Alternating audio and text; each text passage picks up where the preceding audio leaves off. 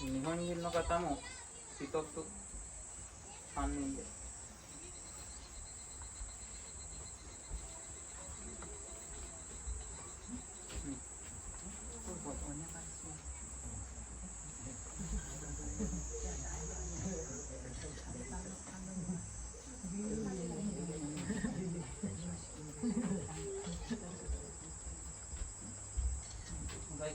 वाड़ी वेंट को वस्तु मत यार वक्त के बताए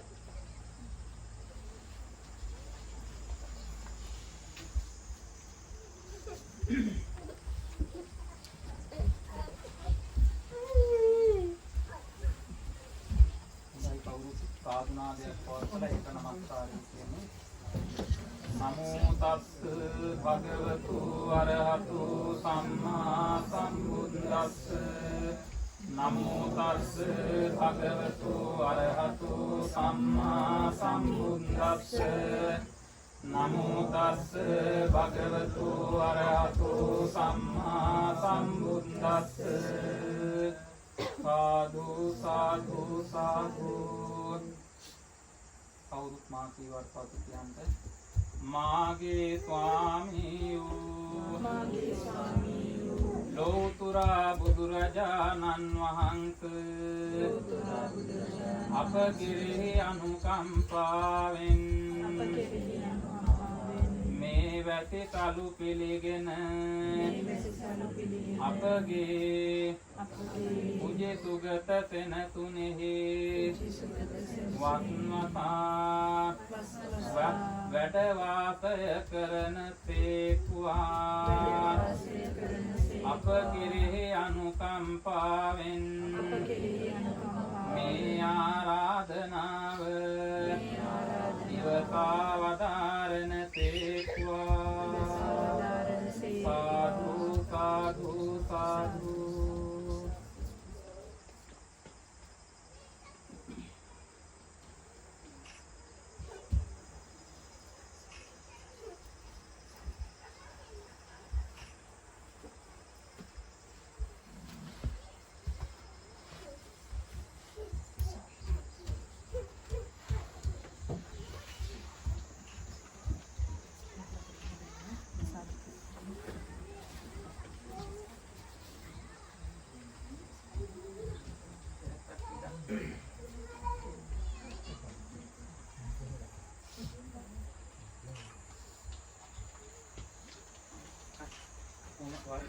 वाड़ी ओनो वाड़ी सामने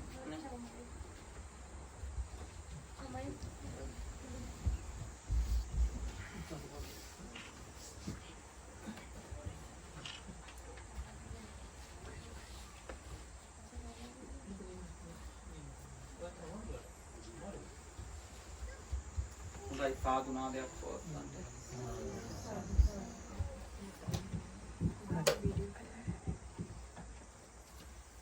කරුකටයුතු මහා සංඝරත්නයන් අවසරයි ශ්‍රද්ධාවන්ත කාරුණික පින්වත්නි දැන් මේ හැමදෙනාම සූදානම් වන්නේ ෆුජි සුගත සෙනසුනේහි 2020 වර්ෂයේ වස් ආරාධනා කිරීමේ තුන් කටයුත්ත සිද්ධ කිරීම පිණිසයි शांतिनायक लौतुरा बुදුරජාණන් වහන්සේගේ බුද්ධ නියමයට අනුව ඒ උපසපන් භික්ෂූන් වහන්සේලා වස් සමාදන් වීම අනිවාර්යයෙන්ම සිද්ධ කෙරෙන කටයුත්තක්. එය දායක පින්වතුන් ආරාධනා කළත් නොකළත් උපසම්පදා භික්ෂූන් වහන්සේලා ඒ විහාරස්ථානවල වස්වසා වැඩ වාසය කිරීම බුද්ධ නියමයක්. දායක පින්වතුන් වැසිසලු පූජාවක් සිද්ධ කරලා ඒ වසන භික්ෂූන් වහන්සේලාට ආරාධනා කිරීම තුලින්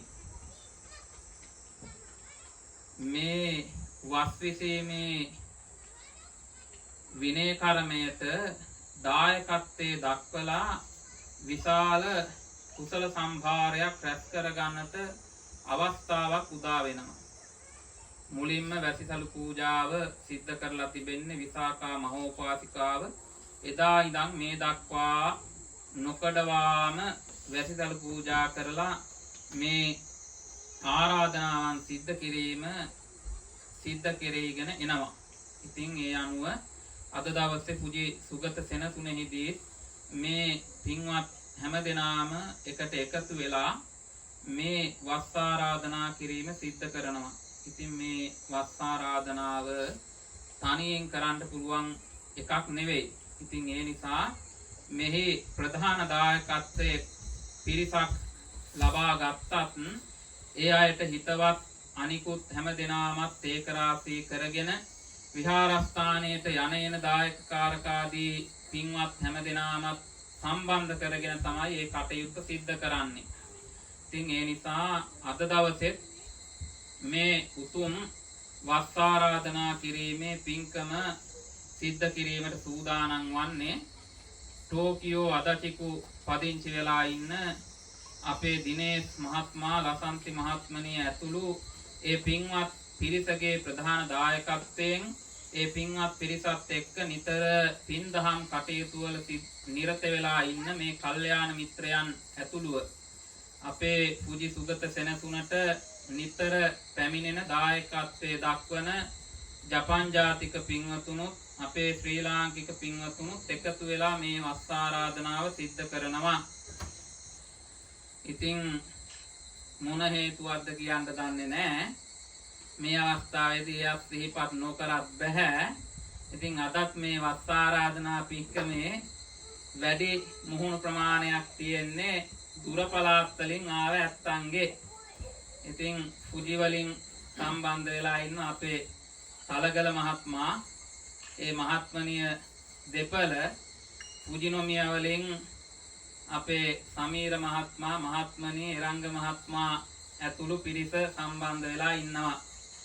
ටෝකියෝ වලටත් වඩා දුර මීට අවුරුදු 3කට එහා පැත්තේදී වස් ආරාධනාවන් සිද්ධ කරලා ඒ පින්කම් සිද්ධ කරපු අපේ අපංග මහත්මයා, අනෝමා මහත්මනිය දෙපළක් මේ වස් ආරාධනා කිරීමේ පින්කමට මියකෙන් ඉඳන් අද සම්බන්ධ වෙලා ඉන්නවා. ඉතින් අනිකුත් හැම දෙනාම ටෝකියෝ, චිබා ආදී ප්‍රදේශ වලින් සම්බන්ධ වෙච්ච පින්වත් පිරිස. ඉතින් මේ විහාරස්ථාන ආරම්භ කරලා තිබෙන්නේ කොයි කාටත් පින් දහම් සිද්ධ කරගන්නට. ඉතින් පින් කරන ඇත්තන්ට දුර කතර ප්‍රශ්නයක් නෙවෙයි. ඉතින් ඒ ඇත්තෝ ඒ පින්කම් ඒ විදිහට සිද්ධ කරනවා. ඉතින් බොහෝ දෙනෙක් පන්සල මතක් වෙන්නේ Tamanට මොකක් හෝ කරදරයක් ඇති වුණාම. ඉතින් ඒක ගැටලුවකුත් නැහැ. බුදුහාඳුරෝ දේශනා කරලා තියෙන බයක් ඇතිගැන්මක් ඇති වුණාම මිනිස්සු ගස්ගල් පවා සරණ යනවයි කියලා. ඉතින් ඒ නිසා Tamanට මොකක් හරි කරදරයක් සිද්ධ වුණාම, දානයක් මානයක් දෙන්න වුණාම පන්සලට ඇවිල්ලා ඒ කටයුතු සිද්ධ කරනවා. ඉතින් ඒක කිසිම ගැටලුවක් නැහැ. අපිත් ඒ කටයුතු ඒ ආකාරයෙන් ඉෂ්ට සිද්ධ කරලා දෙනවා. නමුත් මේ වස් ආරාධනාව කියලා කියන්නේ විශේෂයෙන්ම මහා සංඝ රත්නයට වැදගත් දෙයක්. මෙය දායකයන්ට ආරාධනා කළත් නොකළත්, දායකයෝ හිටියත් නැතත් මහා සංඝ රත්නය වස් වසන්ට ඕනේ. ඒක බුද්ධ නියමය. ඒ නිසා ආරාධනා කළත් නැතත් මහා සංඝ රත්නයේ වස් වාසය කරලා වස් පවාරණය කරලා ඒ කටයුත්ත සිද්ධ කර ගන්නවාමයි. ඉතින් ඒක දායකත්වයේ යම් කිසි කෙනෙකුට දෙන්න පුළුවන් නම් ඒ වස් කාලයේ තුලදී මහා සංඝ රත්නයට අපහසුයක් නැතුව කටයුතු කරන්නට වස් 3 මාසය කියලා අපි කිව්වට වස් 4 මාසයක්, මාස 4ක්, වස් 4 මාසය. මොකද පෝය 8ක් අහු වෙනවා මේ වස් කාලයට. ඉතින් ඒ නිසා අපි චන්ද්‍ර මාස ක්‍රමයට ගණන් කරන්නේ. ඉතින් වස්හාර මාසයක්. මේ වස්හාර මාසය අපි ඔබ වහන්සේලාට සිව්පසයෙන් අප උපස්ථාන කරනවා. ඔබ වහන්සේලා අප කෙරෙහි අනුකම්පාවෙන් මේ වස් කාලය තුලදී මේ විහාරස්ථානයේ වස් වාසය කරලා වැඩ ඉන්න අපි පුළුවන් උපරිම ප්‍රමාණයෙන් සිව්පසයෙන් උපස්ථාන කරනවා. ඔබ වහන්සේලාගේ බණ භාවනාදී කටයුතු සාර්ථකව සිද්ධ කරගන්නට අපිත් වෙන අවස්ථාවන් වලදී අපට අර්ථයෙන් ධර්මයෙන් අනුශාසනා කරලා අපිටත් පින් සිද්ධ කරගන්නට මේ කාල පරිච්ඡේදයේ සකසා දෙන්න අවකාශය සලසා දෙන්න කියන ඒ ආරාධනාවන් සිද්ධ කිරීම තුලින් මහා සංඝරත්නයට උපකාරයක් කරන ගමන්ම තමන්ගේ මෙලොව පරලොව ජීවිතය සුවපත් කරගෙන කෙලවර උතුම් නිවනින් සැනසීම පිණිස හේතු වන්නා වූ උදාරතර පින්කමක් තමයි වස් ආරාධනාව කියලා කියන්නේ. මම මේ කරුණු කාරණා සිහිපත් කළේ මේ තරහකින් වෛරයකින් එහෙම නෙවෙයි.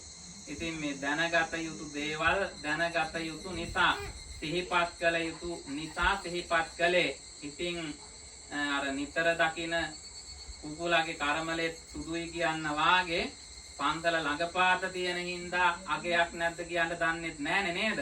ඉතින් දැන් මේ අන්තර්ජාලය කියලා එකක් තියෙන හින්දා ඒකේ Facebook කියලාත් එකක් තියෙනවානේ. ඕක ඉතින් ඔය හැමෝම ඉන්නවා. ඉතින් හැමෝම ඉන්න හින්දා මේ පන්සලට එන්න වෙලාවක් නැහැ කියලා බොහෝ දෙනෙක් කියනවානේ. ඉතින් අපි දකිනවා ගංගාවල නානවා, පාටි දානවා, ඊට පස්සේ නොයෙකුත් විකාර දේවල් කරන ඒවා අපි දකිනවා. ඉතින් ඒ දේවල් වලට ඕන තරම් වෙලාව කාලය තියෙනවා. නමුත් මේ වගේ වැදගත් පින්කමක් කරනකොට ඒකට සම්බන්ධ වෙන්න තමයි ඉතින් කාලය නැත්තේ. ඉතින් ඒ නිසා මේ ඒක අපිට ගැටලුවකුත් නෙවෙයි. මොකද බුදුහාමුදුරෝ දේශනා කරලා තියෙන්නේ සද්ධම්මෝ පරම දුර්ලභෝ. මේ ශ්‍රී සද්ධර්මයේ ඊ타ත්ම දුර්ලභයි. මේ ධර්මය ඊ타ත්ම දුර්ලභ දෙයක්. මේක හැමෝටම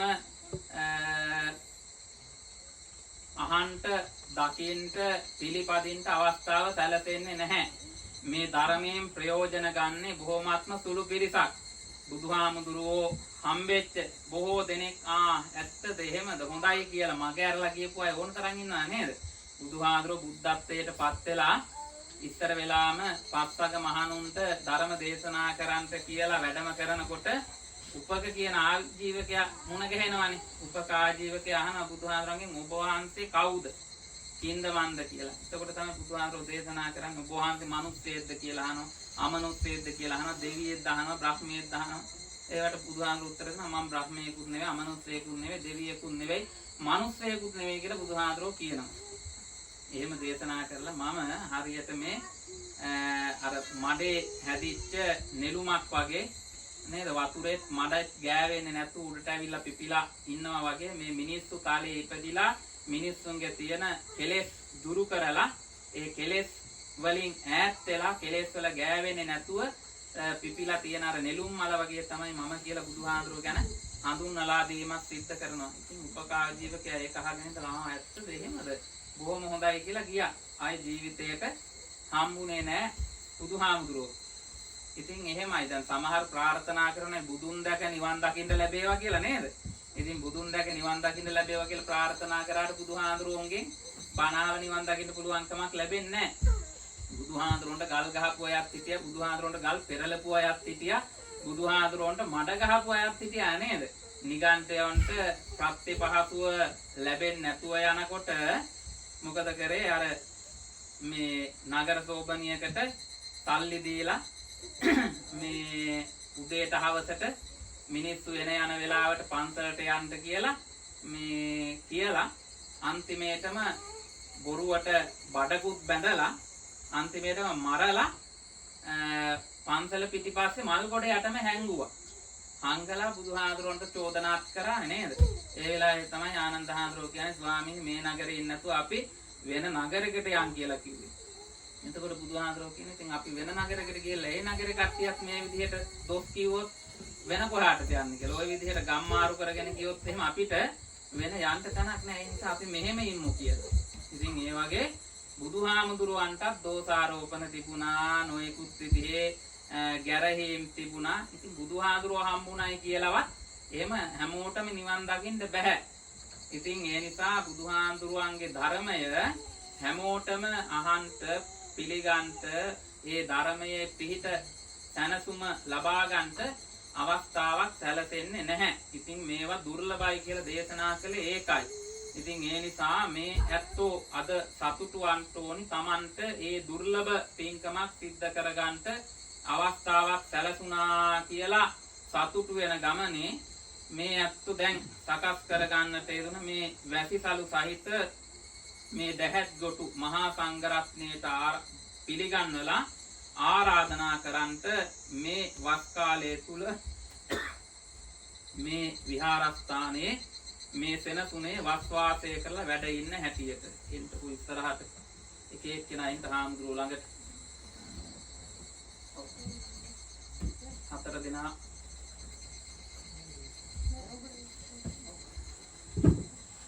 දැහැත් කට්ටිය අරගෙන අපෙන් යනවා.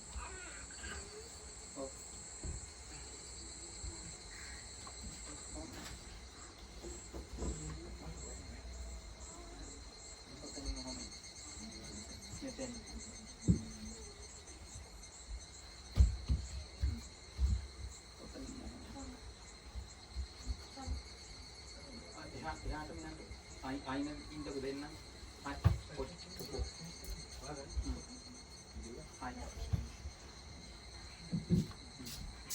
හොඳයි. වැඳ ගන්නට.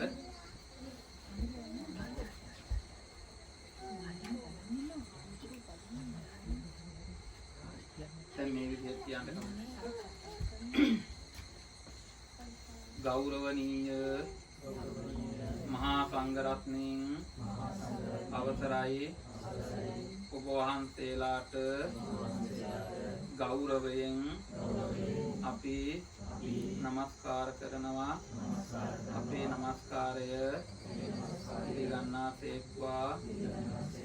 ස්වාමීනි ගෞරවනීය මහා සංඝරත්නයන් අවසරයි. මෙතෙන් පටන් මේ වස් කාලය මේ සෙනසුනේහි වස් සමාදන් වෙලා වැඩ වාසය කරන සේක්වා. මේ වස් කාලය තුලදී ඔබ වහන්සේලාට අපි සිව්පසෙන් උපස්ථාන කරන්නන්. ඔබ වහන්සේලා මේ කාලය තුලදී සැහැල්ලුවෙන් ශාසන බ්‍රහ්මචර්යාවේ හැසිරෙත්වා. ඔබ වහන්සේලා විසින් අවකාශය ලැබෙන විටදී අපටත් අර්ථයෙන් ධර්මයෙන් අනුශාසනා කරත්වා. මේ කාලය තුලදී දින්දහම් සිද්ධ කර ගැනීමට අපට අනුග්‍රහ කරන සේක්වා. අප කෙරෙහි අනුකම්පාවෙන් මේ වැස්කඩු පිළිගෙන මේ විහාරස්ථානයේ වස් සමාදන් වන සේක්වා.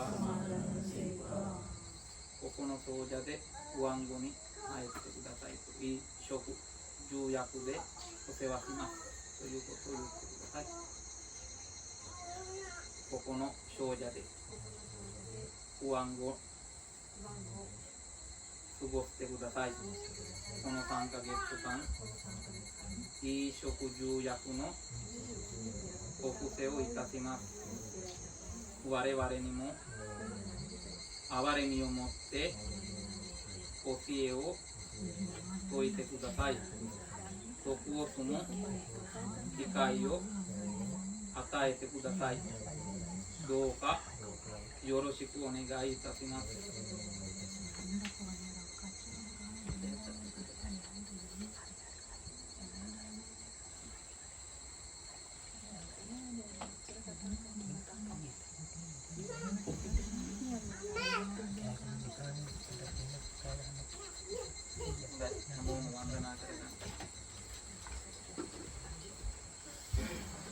පත්තිතං පත්තිතන්තුයිහං කිප්පමේව සමිංචතු සබ්බේ චිත්ත සංකප්පා චන්දෝ පන්න රසී යථායුරාරෝග්‍ය සම්පatti සග්ග සම්පatti මේවච අතෝ නිබ්බාන සම්පatti හිමිනාතේ සමිංචතු.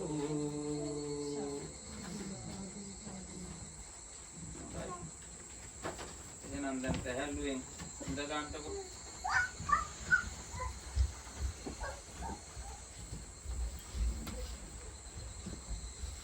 මොකටම ජපාන් තේරෙනව නේද?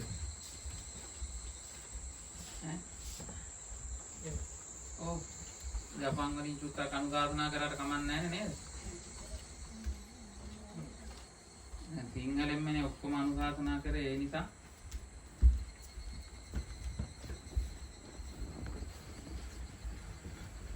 අනුජානාමි භික්ඛවේ වස්සානේ වස්සං උපගන්තුං. ලෝතුරා බුදුරජාණන් වහන්සේ ඒ විදිහට ශික්ෂාපදයක් පනවලා තියෙනවා. භික්ඛවේ මහණෙනි වස්සානේ වස්සං උපගන්තුං වස්සාන සමයේ වස්වාසය කිරීමට අනුජානාමි අනුදැන වදාරමි කියලා. ඒ අනුව තමයි මහා සංඝරත්නය වස්වාසය කිරීම සිද්ධ කරන්නේ. これから日本語で説法します。みんな日本語わかるみたいですので、日本語で説法しても大丈夫ですという許可をもらいましたので、日本語で少し説明します。アヌジャーナミビッケベワッサーネワッサンウパガントン。ビクたちを起きの時、ウワンゴに入ることを認めます。というふうにお釈迦様が戒律を作ってあります。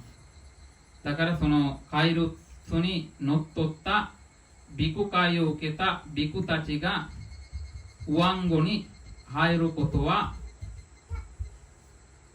もう戒律の一つなんです。だからこのようにウワンゴを過ごします。一番最初にウワンゴに入ってほしいというお願いしたのはビンビサーローなんです。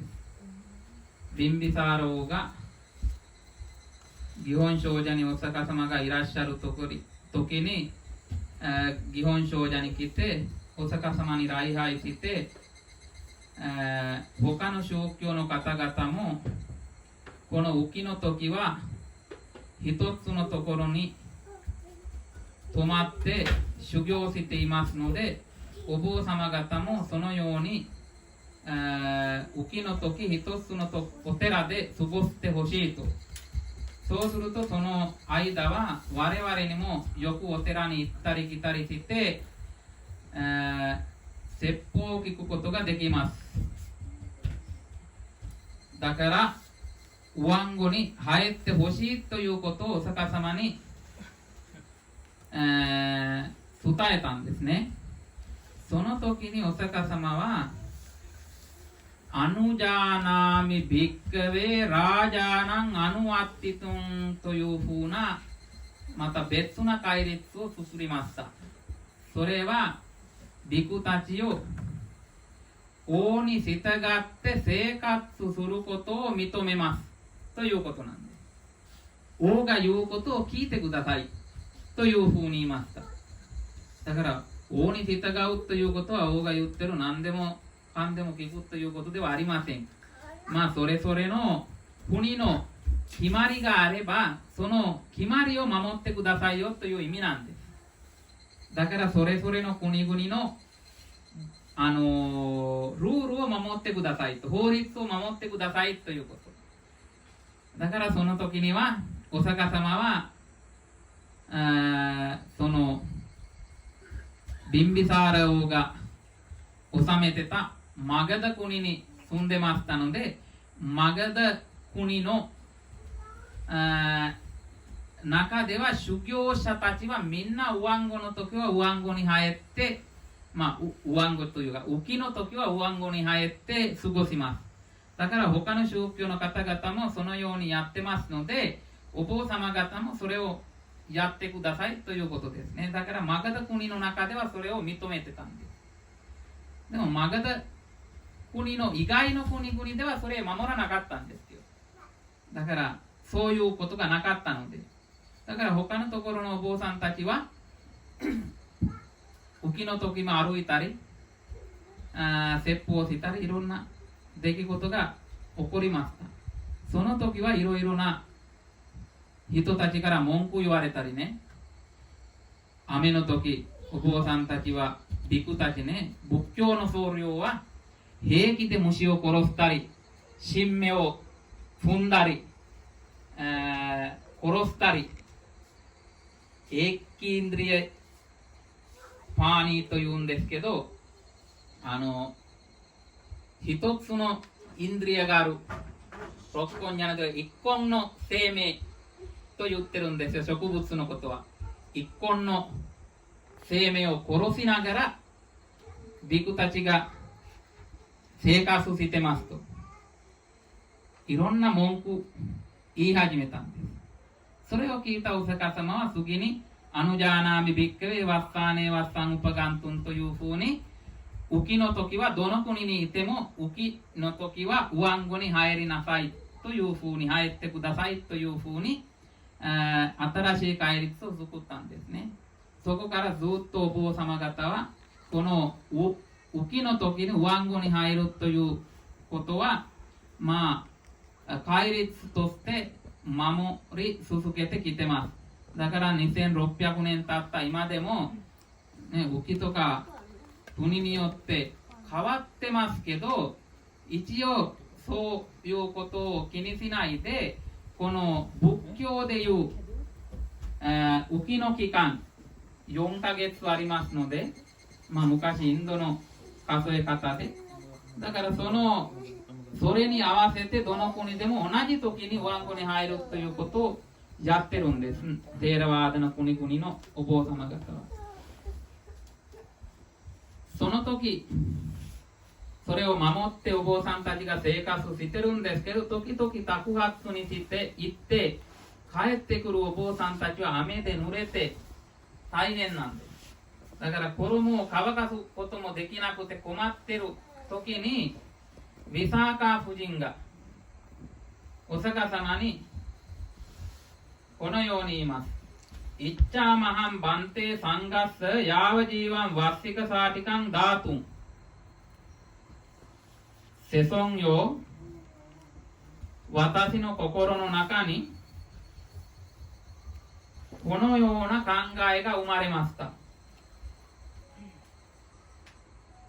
僧侶の方々はウアンゴに入った時に使うためにワッシカサーティカというこれワッサーワーシカというんですね。ワッサカサーティカとかワッサーワーシカとかスリランカではナーナカダクという水を浴びる時に使う衣という意味なんですけど、そういう衣をヤーバジーワンというのは、ヴィサーカ夫人が生きている間いつも差し上げたいという気持ちが生まれましたということをお釈迦様に伝えるんです。それでお釈迦様はそれを受け取って、この4ヶ月間特別な衣としてこのワッサーバーシカを受け取ってもいいですよということになって、そこからワッサーバーシカを差し上げる儀式も始まりました。だからそこからヴィサーカ夫人のおかげで在家の方々に、ウアンゴに入るお坊様方にこの、ワッサーバーシカを差し上げて徳を積むことができる機会をできました。それはヴィサーカ夫人のおかげなんです。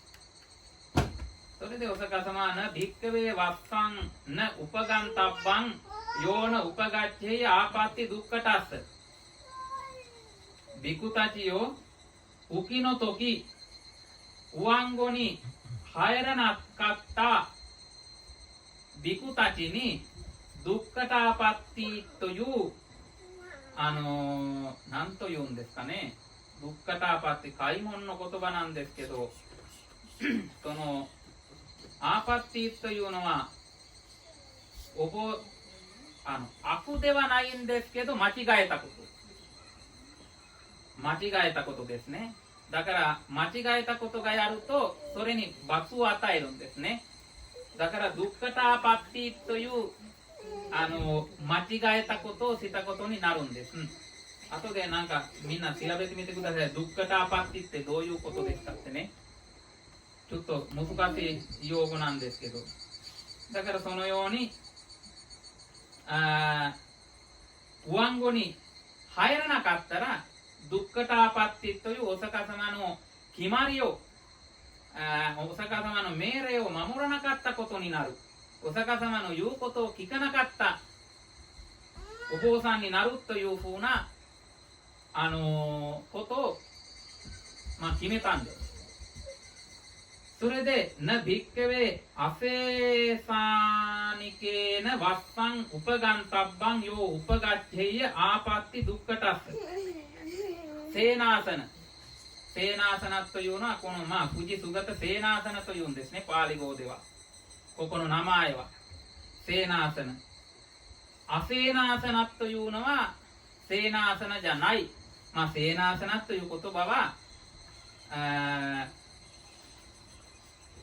住むところという意味なんですけど、お寺とか少女とか何でもいいんです。庵とか何使っても大丈夫なんです。セーナーサナというのはお坊さんたちが住むところというのはちゃんと屋根があって壁があってドアがあるもの。屋根だけあってもダメなんです。だから洞窟ダメです。洞窟の場合は屋根はあるんですけど壁はあるところもあるし、でもドアがない。だから洞窟とかはダメなんですね。洞窟などにウワンゴに入るんだったらちゃんと檀家さんにお願いしてやってもらうか、自分でやっても大丈夫なんです。自分で壁を作ってドアをつけてからそこにウワンゴに入ってくださいということなんですね。だからそうじゃないところでドアがない、屋根がない、壁がないところでウワンゴに入ったならば、その人もお釈迦様の命令を、お釈迦様の決まりを守らなかったビクになります。だからドッカターパッティという間違えたことをした人になります。罰を与えなければいけないんですね。受けることになるんです。それに何というんですか、パニスメント、罰でいいですかね。罰を与える。はい。罰が罰ですね。罰ですね。罰が当たるじゃないです。罰ですね。罰です。罰になるんです。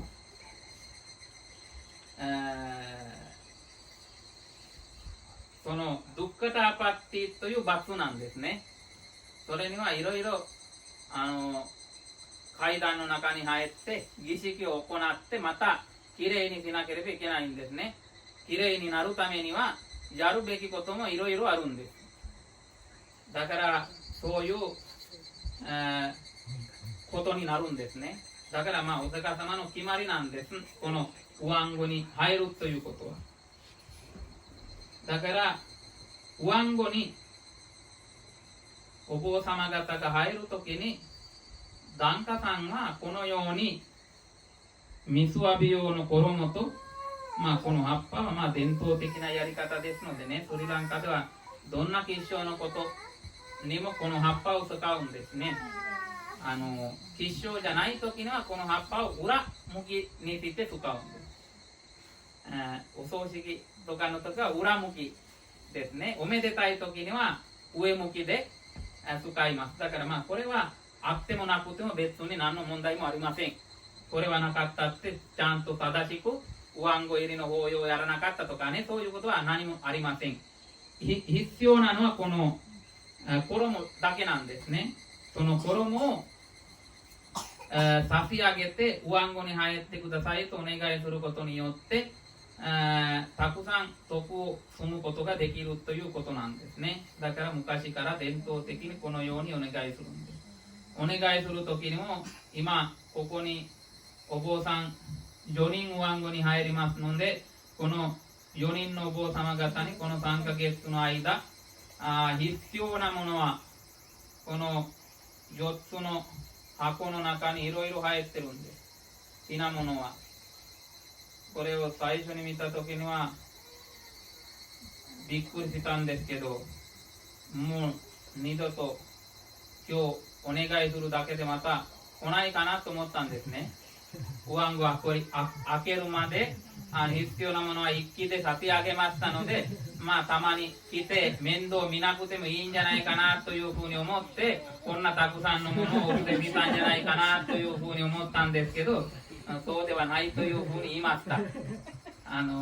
一応今日はこれを差し上げるんですけど、東京に住んでる方々は、ね、今日中心になって上顎の法要にお願いしたんですけど、でも自分には時間がある時に来て、その衣食住薬のお布施をいたしますという約束をしました。そのようにしてこの3ヶ月の間は上顎にお願いした檀家の方々もきちんと誤解を守りながら、自分の家でも不足用法要を行ったり、法話を聞いたり、時間を作って瞑想したり、そのように生活して修行することによって高い徳が生まれるんです。そうじゃなかったらこっちに来て、はい、お願いします、上顎に入ってくださいとただ言うだけでは徳を積めません。何でしたっけ、日本語は自業自得というんですね。あったいあったのなという言葉なんですね。自分には自分の互角がしかありませんという意味なんです。合ってるかな。変な日本語だからね分かりにくいと思いますので、そういうことなんです。だから自分には自分の互角がしかありません。だから自分で徳を積まないと私たちに何もすることはできません。私たちはただ教えるだけなんですね。だから私は教えるときには一応厳しく教えるんですけど、冗談っぽく厳しいことは言います。だから上顎開けると嫌になってまた二度とこの少女に来ないということになる可能性もありますけど、それを理解してやってくださいねなんでかっていうと、私が言いたいことは言います。言いたいことはというのはね、失礼なこととかやってるとそれをはっきり言います。やってることは間違いであります、そうじゃない、こうですというふうに言います。だからそういうことは多くの方々はあまり好きじゃないんですけど、でも人々に憐れみを持ってそういうことを言いますみんなが幸せになってほしいという心で言ってるんですね。みんないじめたいとかという気持ちでそういう言葉を使ってるわけではありません。だから本当はここを住みたいんだったらこういうふうに出てください、そうじゃなかったらしない方がいいというふうに言います。するんだったらきちんとということですね。だから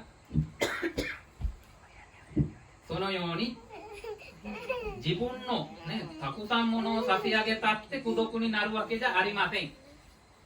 自分の心は清らかにしなければいけないんです。だから自分の心を清らかにするためにはこのこの上顎開けの法要とかね、この上ない高い徳が積まれるとかあれこれと言ってるんですから、みんな好きなんですよ、これやるのは。でもそんな簡単に高い徳が積めるわけではありません。そうするとお釈迦様の教えをなんか自力ではなくて他力本願みたいに多宗教と、同じ教えになるんですね。でも他のね、教えと全然違いますので、自分の悟りは自分で、お釈迦様もアッカーターロータターガトーというんです。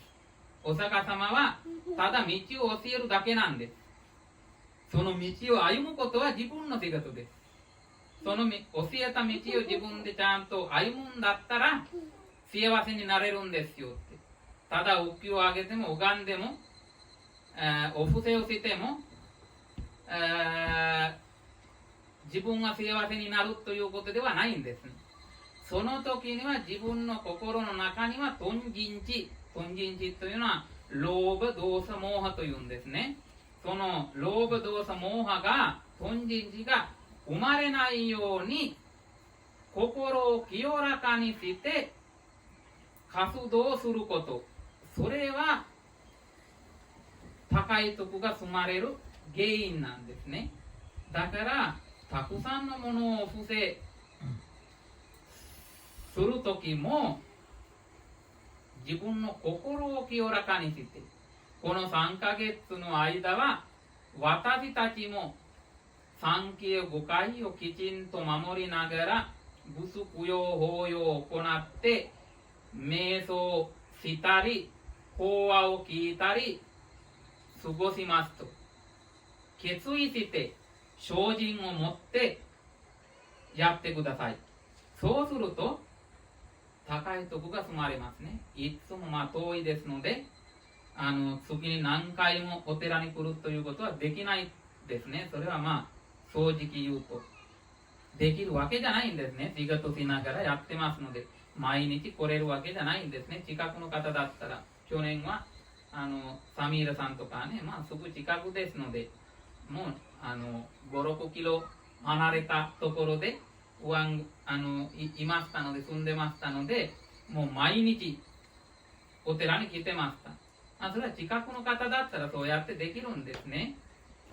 お昼じゃなくても夕方でもお昼来れなかった時は夕方来たりねできるんですね。だから夜でも来ることはできるんです。遠いですのでそういうことはできない。だからお寺に来た時にやってることは自分の家でやってください。何時でもいいですのでね、みんなと一緒に教えを聞いたりね、法話を聞いたり、1日1回だけでも子供たちと一緒にお経を唱えたり、少しの時間瞑想したり、そのように修行してください。そうするといつも来たと同じなんです。だから時間がある時には来て法話を聞いたりお布施をしたりいろいろできることをしてください。瞑想したり。だからそうするとこの3ヶ月の間は自分の徳を自分で積むことができます。ただお坊さんたちは上顎に入った上顎を過ごしました開けたそれで私たちもお願いしましたからって徳が積めるわけではないんですね。そうするとそれはお釈迦様の教えじゃないんです。だからお釈迦様の教えというのはウパーサカというんじゃないですか。在家の、ね、ウパーサカウパーシカというんですね。だからウパーサカウパーシカというのはその仏法僧に近づいて仏法僧と一緒に生活している方々という意味なんです。だからウバイウバソクウパーサクウパーシカというのは仏法僧に帰依して誤解を守ってちゃんと仏道を実践している方々なんです。そういう方々になってください。ウパーサクウパーシカというのはとっても高い立場なんです。残念なことでシンガル語でウパーサクウパーシカっていうとなんか、ね、特に男の人は問題ないんですけど女の人にはウパーサカンマと言ったら二度と話さないんです。お坊さんとなんで私たち年取ってるんですか、ババでやるかというふうに思うんですよ。だからウパーティカーっていうとなんか年取った方みたいに受け取ってるんですよ最近はね。だから意味がわからないんだから、ウパーティカーという言葉の意味はわからない、意味わからないんですので、そういうふうに言う人たちがいるんです。ウパーティカーというとちょっとなんか違うふうに、まだ年じゃないよって言うんですね。でも本当のウパーティカー、ウパーサクという言葉の意味はお釈迦様に一番近いという意味なんですよ。だから普通の檀家という言葉よりも素晴らしい言葉なんです。だからウパーサク、ウパーティカーというのは大臣とか王様とかという立場よりも上なんです、意味的には。だから王様よりも上の言葉なんです、ウパーサカという。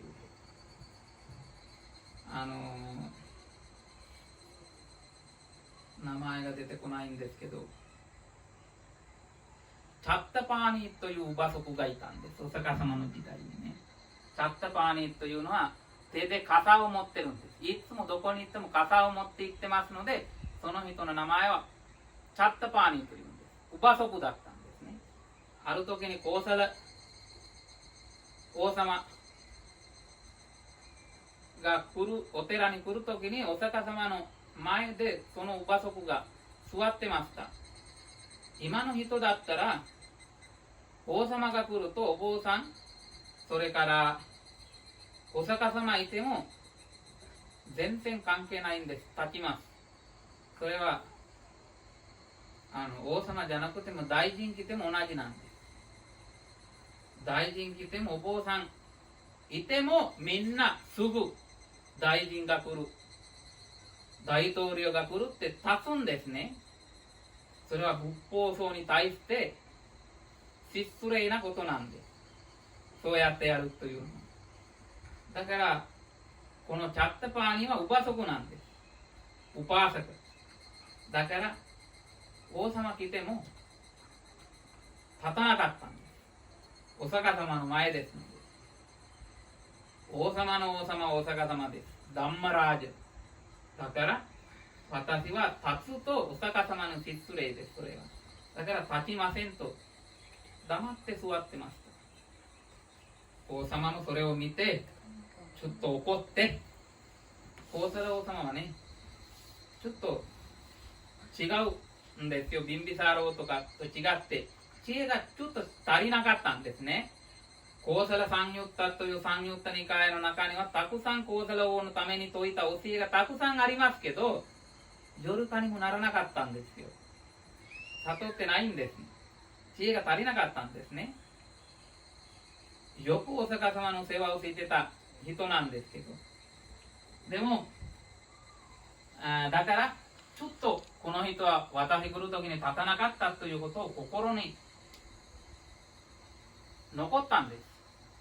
ある時お城の前でチャッタパーに歩いてるのを見て、お城の中に呼びました。呼んだらチャッタパーニウパ族もお城の中に入りました。お城の中に入るときにちゃんと肩を横に置いて靴脱いでお城の中に入って挨拶しました。その時王様聞きます。なんで今日だけ尊敬するんですか、あの時お釈迦様がいる時にやらなかったのになんで今だけやるんですか聞きました。その時にもう自信を持って、ウバ族だとね自信あるんですよ。自信を持って、その時に私はお釈迦様の前にいましたのでやらなかった。なんでかというと、そうするとそれはお釈迦様に対して失礼なことなんです。だからなんですよ。そのことを聞いて、あ、なるほどって理解して、あなたは素晴らしいですねって褒められて、今日から私のお妃たちに説法してくださいとお願いしたんですよ。それはものすごい大変なことですね。お妃たちはもう500人ぐらいいましたので、その中で言って説法すると私は祭家さであるし、だから欲というのは怖いもんです。だからまあその時はチャッタパーニーは不喧嘩になってたんですけどね、欲は性欲がないんですね。性欲ない人なんですけど、でも女の人には説法はできませんと。それは大変なことと断りました。私は祭家ですので、私よりお坊さんを呼んで説法してもらった方が一番いいんじゃないですかっていろいろ教えてあげたら、王様もそれを理解してアーナンダ長領にお願いして説法してもらいましたという話なんですね。まあそれは今説明した、する必要がなかった話なんですけど、一応ウバソクという立場を言うためにね、ちょっと説明しただけで、ウバソクというのはものすごいいい言葉なんです。仏教用語ではパーリ語でウパースクウパーシカというと、それは意味は理解している人たちはそれで呼ぶと喜びます。お坊さんたちは私たちを尊敬してそう呼んでると。お坊さんたちはただ言葉を使ってないんですので、そのような言葉を使うと尊敬する気持ちで使ってると。そうじゃなかったらバカにしてじじであるババであるというふうに言うために使っている言葉ではありませんということもここで言いたいんですね。はい、そういうことでこのウワンゴの間は自分たちでちゃんとしたウバ族として仏法僧に帰依して誤解を守りながら、瞑想もしながら、法話も聞きながら、仏法僧の世話をすることによって高いところが住むことができるいい法要、いい機会、今日から始まりますので、それのこれね、仏塔に例えてるんですよ。今日は仏塔を作るために土台を作ったというんです。だから今日はお願いして土台を作るんです。それからこの3ヶ月の間はだんだん仏塔を建てていきます。建てていって3ヶ月の終わったら一番最初にぶっしゃり祀られて、一番仏塔の上に宝石を乗せるんですね。それをウワンゴ明けの法要という。それで完成なんです。だから今から少しずつ徳を踏まなければいけないんですね。だからそうやって徳を踏んで、皆さん幸せになりますようにと請願しながら説法を終了いたします。はい、この功徳によって今日ウワンゴにお願いした仏供法要を行った、各式仏供法要を行いました。このすべての功徳によって、仏法僧のご加護によって皆さんと共に生きとし生けるものが幸福でありますように、そして下脱が得られますようにと請願しながら説法終了いたします。皆さんに祝福のために一つの経典を唱えて祝福しますので、合唱してお経を聞いてください。ナモタッスバガバトアラハトサンマサンブッダッスナモタッスバガバトアラハトサンマサンブッダッスナモタッスバガバトサンマサンブッダッスタンナンカロマハビロメダンカロマハヤソサラナンカロロカヒトディパンカロオンラインヨジャナパモコマンガロプリササボスマノディロエヴトラ රතිවර්ධනෝ සෝභිතෝ ගුණ සම්පන්නෝ අනෝමදස්සේ පදුමෝ ලෝකපජ්ජෝතෝ නාරදෝ අරසාරති පදුමුත්තරෝ සත්තසාරෝ සුමේදෝ අග්ග පුග්ගලෝ සුජාතෝ සබ්බ ලෝකග්ගෝ පිය දස්සේ අත්ත දස්සේ කාරුණිකෝ ධම්ම දස්සේ තමෝනුදෝ සිද්ධත්තෝ අසමෝ ලෝකේ තිස්සෝ වරද සංවරෝ පුස්සෝ වරද අනූපමෝ සිකී සබ්බ හිතෝ සත්තා වෙස්ස කුසුකදායකෝ කකුසන්දෝ සත්තවාහෝ කෝනාගමනෝ රහංජහෝ කස්සකෝ සිරි ගෝතමෝ සක්්‍ය පුංගවෝ තේ සංසච්චේන සීලේන කන්තිමිත්ත බලේන ච තේපි ත්වං අනුරක්ඛන්තු ආරෝගේන සුකේන චාති සබ්බේතයෝ විවජ්ජන්තු විනස්සතු මාතේ භවත්වන්තරායෝ සුඛී දීඝායුකෝ භව භවතු සබ්බ මංගලං රක්ඛන්තු සබ්බ දේවතා සබ්බ බුද්ධානුභාවේන සදා සුත්ති භවතු සබ්බ මංගලං රක්ඛන්තු සබ්බ දේවතා සබ්බ ධම්මානුභාවේන සදා සුත්ති භවන්තු තේ භවතු සබ්බ මංගලං රක්ඛන්තු සබ්බ සංඝානුභාවේන සදා සුත්ති භවන්තු තේ අභිවාදන සීලිස්ස නිච්ඡං උද්ධාපචායිනෝ චත්තාරෝ ධම්මා ආයුවන්නෝ සුඛං බලං ආයුරාෝග්‍ය සම්පatti සග්ග සම්පatti මේවච ඉමිනාතේ සමිඤ්ඤතු